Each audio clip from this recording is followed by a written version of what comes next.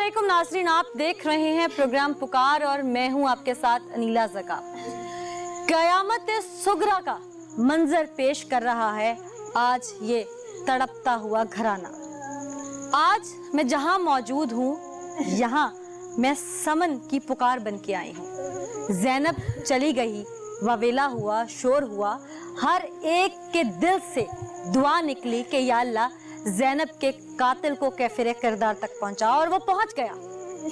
आज वही कुछ हुआ नन्ही समन के साथ। घर से खेलने निकली और एक दरिंदे ने उसे पकड़कर बेदर्दी से पहले अपनी हवस का निशाना बनाया, बाद में उसे जमीन पर पटक पटक कर उसका बुरा हाल कर दिया और फिर जिंदा समन को उठाकर मट्टी के नीचे दबा दिया। जब समन की आहो पुकार उसकी माँ ने की तो पता चला कि समन तो मनो मट्टी के नीचे है, और जब निकाला तो वो दम तोड़ चुकी थी।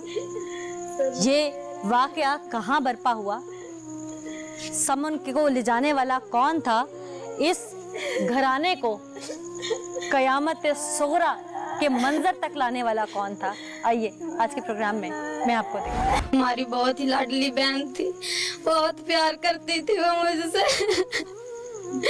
मेरे अब्बू की लाडली बेटी थी, मुझे बहुत प्यार करती थी। अल्लाह हमारी बहन को इंसाफ दिलाई, उस दरिंदे ने उसके साथ क्या किया। हमारी बहन को जल्द से जल्द इंसाफ दिलाइए। हमारी बहन सबसे छोटी हमारी लाडली बहन थी। आखिरी दफा हाँ मैंने देखा था, वो मेरे साथ पहले सो रही थी, फिर उसने खाना खाया। खाना खाने के बाद हम अंदर बैठे हुए थे।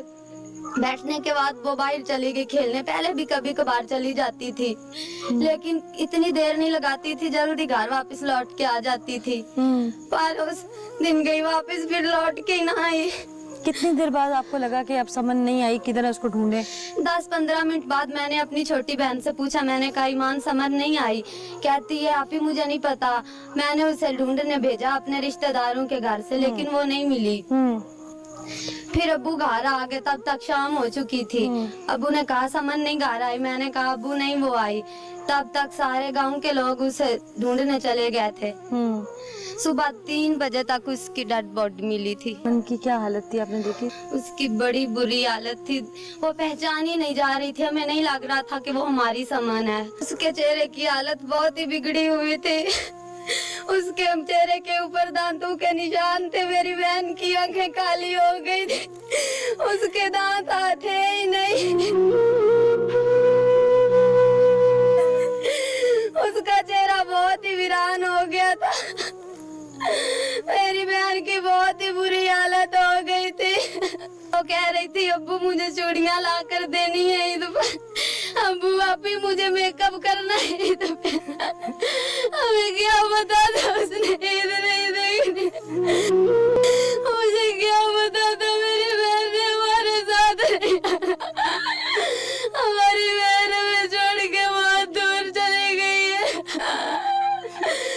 अल्लाह आप लोगों को सब्र दे, हिम्मत नहीं हारनी आप लोगों ने, ठीक है? हाँ जी, प्लीज आप हमें इंसाफ जल्दी दिलाइए। हमें हमारी छोटी सी बहन है, हमें इंसाफ दिलाइए। मेरी पूरी कोशिश है कि मैं आप मेरे अब्बू सारी रात रोते हैं, और रात को सोते वक्त भी कहते हैं समर मेरे साथ सोई हुई है, समर बेटा सो जाओ। हमारी समर छोटी सी नन्ही का क्या कसूर था? प्लीज आप हमें इंसाफ दिलाइए, आप प्लीज हमें बहुत जल्दी इंसाफ दिलाइए। अल्लाह पाक पे यकीन रखना है ना? उस रब पे यकीन? हाँ जी यकीन है। यकीन रखना है। अल्लाह आपको सब्र दे, अल्लाह आपको हिम्मत दे। माँ को आपने संभालना ना, अब्बू को भी आपने संभालना। हाँ जी, हमारा अब्बू बहुत ही गरीब है, प्लीज आप हमें बहुत जल्द इंसाफ दिलाइए, प्लीज आपसे रिक्वेस्ट करती हूँ। मैं तो हर मुमकिन कोशिश करूंगी आप लोगों की आवाज हर ऐवान तक पहुँचाऊँ, ताकि दोबारा किसी समन के साथ, हमने इसी तरह ज़ैनब के लिए भी आवाज बुलंद की थी ताकि दोबारा कोई ज़ैनब ना हो, लेकिन अफसोस के साथ कि ज़ैनब के बाद भी हर घर से ज़ैनब जैसी कुर्ब की आवाज निकले, दर्द की आवाज निकले, हर माँ या बहन रोए, तो तकलीफ होती है कि आखिर कब सुधरेगा ये हमारा मुआशरा, कब सुधरेंगे यहाँ के वो लोग जो बेज़मीर हो चुके हैं। आज ईद के करीब आकर बहुत बड़ा खुशी का दिन होता है, अल्लाह की तरफ से नवाजा गया ये मुसलमानों के लिए खास तोहफा होता है। और ईद के करीब आकर किसी माँ की झोली एक बेदर्दी से उजड़ जाए, उसकी मासूम बच्ची चूड़ियां मांगती मांगती किसी दरिंदे की हैवानियत का शिकार हो जाए और फिर वो मासूम पहचानी ना जाए, उसको जिंदा गड़े में फेंक कर ऊपर से मिट्टी डाल दी जाए और उसकी सांसें मिट्टी के नीचे एक एक करके दम तोड़ती रहें, उस घर पर क्या गुजर सकता है। क्या नाम है तुम्हारा? शाहिद। क्या? शाहिद। शाहिद। जी। ऊंचा बोलो। शाहिद। शाहिद। क्या करते हो? एक आदमी के साथ काम करता हूँ। क्या करते हो? आदमी एक के साथ काम, क्या काम करते हो? उसकी खेती बाड़ी का, उसके माल को, डंगर को पट्टे पाता हूँ। यहाँ पर क्यों मौजूद हो? थाने में क्या किया था तुमने? बच्ची के साथ जाती गई थी। कौन थी वो बच्ची? तकरीबन 1.5-2 साल से जानता था। फिर उसे उठा कर ले गया। वो ज्यादा आराम से चली गई? जी चली गई। क्यों? मुझसे सहमी हुई थी। तुमने क्या उसे डराया था पहले? जी किस बात पे? वैसे ही 1-2 थप्पड़ लगाए और बच्ची थी सहम गई। फिर उस दिन उठा कर ले गया और ले जाकर ज़बरदस्ती की कहाँ पे? मस्जिद में। मस्जिद में? जी। फिर ज्यादती करके गला दबा कर फेंक कर मार दिया। जो तुम जगह बता रहे हो वही पाक जगह थी, तो वहां तो बहुत सारे लोगों का आना जाना है। नहीं, कोई आदमी नहीं है। क्या टाइम था? 2:30 का दोपहर का। जी। क्या क्या के लेके गए थे बच्ची को? क्या हो बेटा, तुम्हें चीज ले लो। चीज लेके दी थी? जी। कितने की? 10-15। फिर उसको बाद क्या कहा चीज लेने के बाद कि यहाँ पे क्यों जा रहे हैं हम? कुछ भी नहीं बताया। उसे पकड़ा और साथ में लेके चला गया। वो नहीं बोली। फिर गए और जो आपको बता रहा हूँ, ज्यादती करने के बाद गला। उस वक्त उसने शोर डाला? जी नहीं। क्यों? वो बेहोश थी? जी। बेहोश कैसे हो गई? थप्पड़ लगाने की वजह से। तुमने जाते पहले उसे थप्पड़ मारे थे? थप्पड़ मारा था। थप्पड़ मारे थे? कहाँ मारे थे? यहाँ मारे थे। बेहोश हो गई? जी। फिर ज्यादती की और फिर उसे मार दिया। मारा कैसे? मारा ऊपर से फेंक कर। ये सब कर ही लिया था, तो मारने की क्या वजह थी? मारने की ये वजह थी कि मुझे लगा कि ये मर गई है, लेकिन मर गई है? वो जिंदा थी। नहीं तो तुम मारना ही क्यों चाहते थे उसको? तुमने अपना सारी हवस तो पूरी कर ली थी, तुम उसको जिंदा छोड़ देते। मारा क्यों, मेरा सवाल ये है। बस उसे ऐसी हालत में देखकर मेरे दिमाग ने काम नहीं किया मारा किस डर से? कि मेरे गांव वालों को पता ना चल जाए। उसके बाद उसे यहाँ से जब तुमने उठा के उसे जमीन पे पटका, हाँ जी। कितनी दफा? 2 दफा। कहाँ चोट लगी उसके? यहाँ पर। खून निकला था उसका? जी निकला। फिर तुम्हें तब भी तरस नहीं आया? जी नहीं।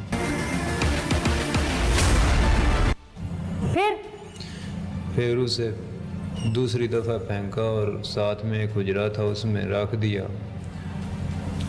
कई लिया के गड्ढा खोद के हुजरे में कितनी देर रखा? यही कोई 3 से 4 मिनट। इंतजामिया में से वहां पर कोई नहीं आया गया? जी नहीं। क्या मिली भगत थी किसी के साथ? नहीं, किसी को पहरे पे बिठाया हुआ था? जी नहीं। फिर किसी के कमरे में किसी की जगह पर इतने धड़ल्ले से बंदा कैसे लेके जाता है? बस कोई आदमी मुझे देख नहीं रहा था। जिस जगह पे तुम लेके गए वो तुम्हारी जगह तो नहीं थी ना? जी नहीं, मेरी नहीं। तो वहां पे तो कोई भी आ सकता था। जी नहीं। पहले से डिसाइड की हुई थी जगह? जी। कितनी देर पहले से प्लान कर रहे थे? प्लानिंग यही कोई 2-4 दिन से। 2-4 दिन पहले से उसी बच्ची पे नीयत क्यों खराब थी? कोई औरत नहीं, कोई लड़की नहीं बड़ी, कोई जवान हो कि चलो उस पे नीयत खराब हो गई, ये मासूम बच्ची को क्यों? बस कोई अपनी मर्जी से करता तो वो अल्लाह और तुम्हारा मामला था, वो उसका जाती फेल था। इस मासूम बच्ची को टारगेट क्यों किया, मेरा सवाल ये है। बस वैसे ही मैम हो गया गलती से। तुम्हारे बच्चे कितनी उम्र के हैं? यही होंगे कुछ 2-2.5 साल का, एक 4 साल का होगा। यानी इस बच्ची की उम्र का तुम्हारा अपना बच्चा भी है? जी है। डूब मरने का मुकाम है तुम्हारे लिए। तुम्हें उस बच्ची में अपना बच्चा नजर नहीं आया? बस दरिंदगी। क्या कहा है तुमने? दरिंदगी। जो तुमने ढाई है। जी। फर्ज करो तुम उस बच्ची के बाप होते और कोई और ऐसे कर जाता तो तुम पे क्या गुजरती? यही गुजरता कि उसे काट डालूं, यही गुजरता कि उसे काट डालूं। और अब तुम्हारे साथ क्या होना चाहिए? उसका बाप भी यही सोच रहा होगा कि मुझे मिले और उसे काट दूं। अच्छा, और तुम्हारा ज़मीर क्या कहता है? मेरे जैसे अवान को जीने का कोई हक नहीं, मुझे सूली पे लटका देना चाहिए जैसा मैंने गिलाना काम किया।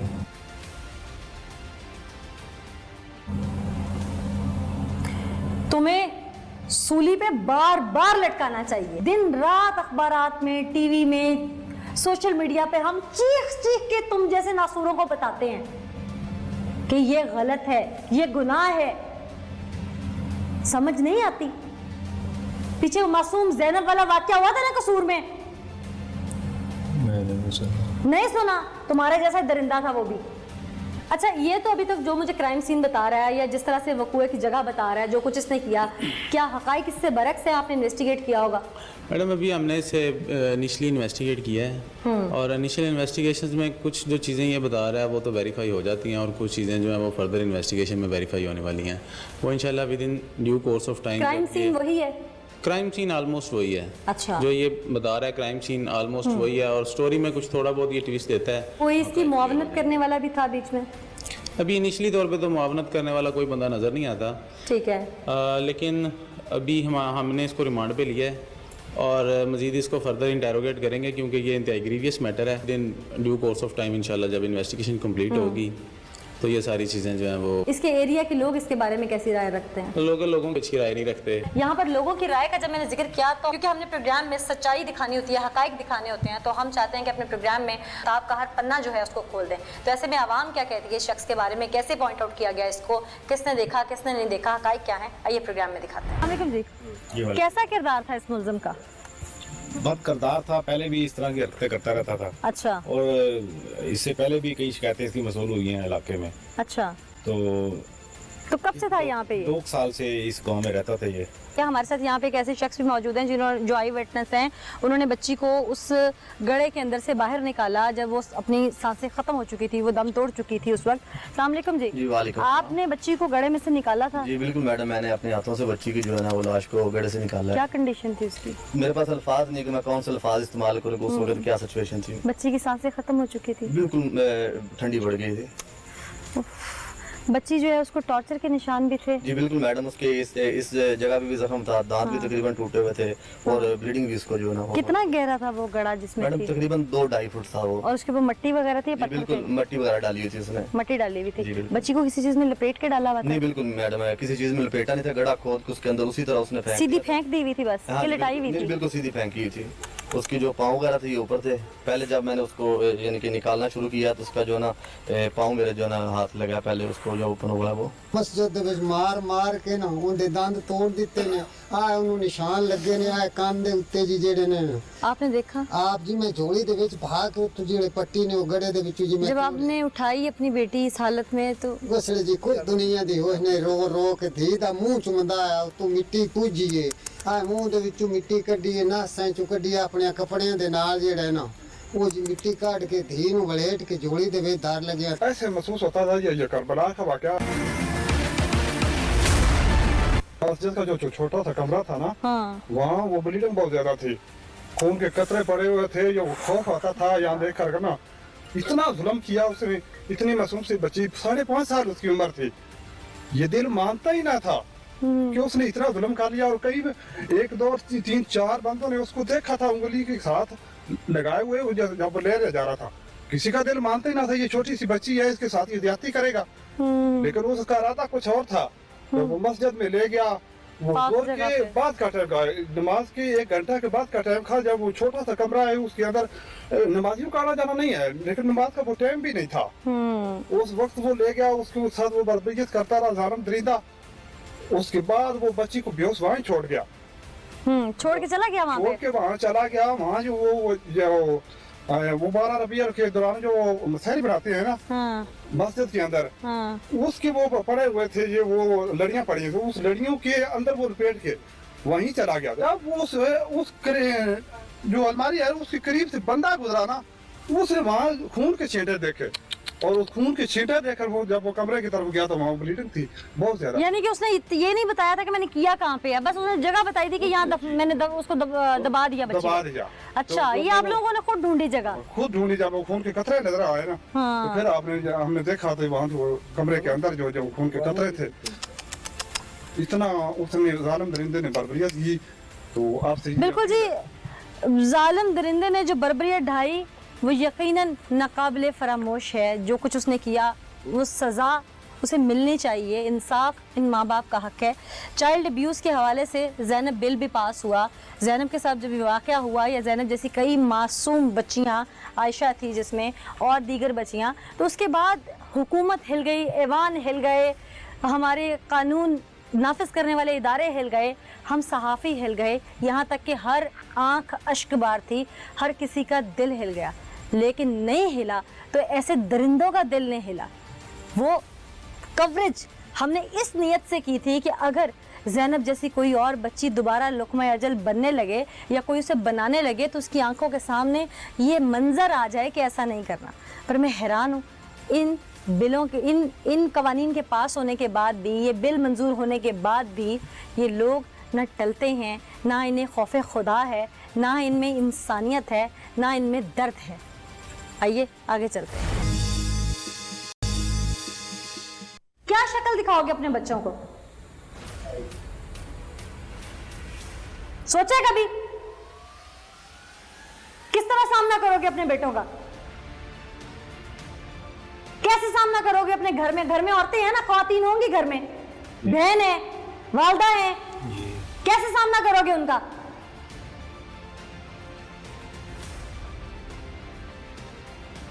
तुम जैसे लोग ये सब कर लेते हो और उसके बाद तुम लोग वहां पे ढोंग रचाते हो, ढूंढते हो उनको मिलके साथ उस बच्चों को। ढूंढा हो ना उस बच्ची को भी? कितने उस मासूम बच्ची का चेहरा नहीं आता आंखों में? आता है, दिन रात आता है कि मैंने ये क्या किया। आवाज़ें गूंजती हैं। कैसी आवाजें? इस तरह मुझे लगता है कि जालिम क्या कर रहा है, जालिम क्या कर रहा है। रात को सोते वक्त भी ऐसे ही लगता है और जाग जाता हूँ। जब इंसान गुनाह करता है तो उसके बाद उसके ज़मीर की आवाज़, उसके दिमाग में एक फिल्म चल रही होती है। मैंने एक बच्ची के साथ कितना बहुत बड़ा गुनाह कर दिया है। ख्याल नहीं आया था उस वक्त, झंझोड़ा नहीं था ज़मीर ने उस वक्त? एक दफ़ा मेरे ज़मीर ने मुझे झंझोड़ा कि काश इस जगह मेरी अपनी बच्ची होती तो मैं ऐसा नहीं करता, लेकिन मेरे नफ्स ने मुझे नहीं रोका और मैंने ये ज्यादती कर दी। मेरी बेटी अपनी खुद की हो या मेरी बेगम हो, उसके साथ कोई ऐसा करे तो मुझे बहुत बुरा लगेगा। मेरा ज़मीर ये मुझको झंझोड़ता है। आज तुम अंदर आए हो, उसके बाद जेल में आने के बाद झंझोड़ा है, गिरफ्तार होने के बाद झंझोड़ा है जी हैं? जी पहले नहीं झंझोड़ा? मैडम, जब मैं सो रहा होता हूँ तो उसकी शक्ल मेरे सामने आती है और मैं उठ जाता हूँ, और उसके बाद मुझे नींद नहीं आती कि मैंने ये क्या हानियत कर दी है। उसकी आंख से कोई आंसू नहीं निकला था? जी नहीं।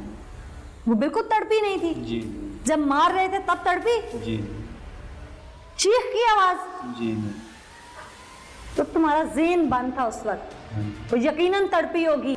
आइए आलिम से पूछते हैं। इंसानियत की इससे बड़ी तौहीन और क्या होगी कि इंसान को तकमील से पहले ही तखरीब के हवाले कर दिया जाए। और ये तो ऐसे ही है जैसे फसलों को उगने से पहले उजाड़ दिया जाए, शहरों को बसने से पहले वीरान कर दिया जाए।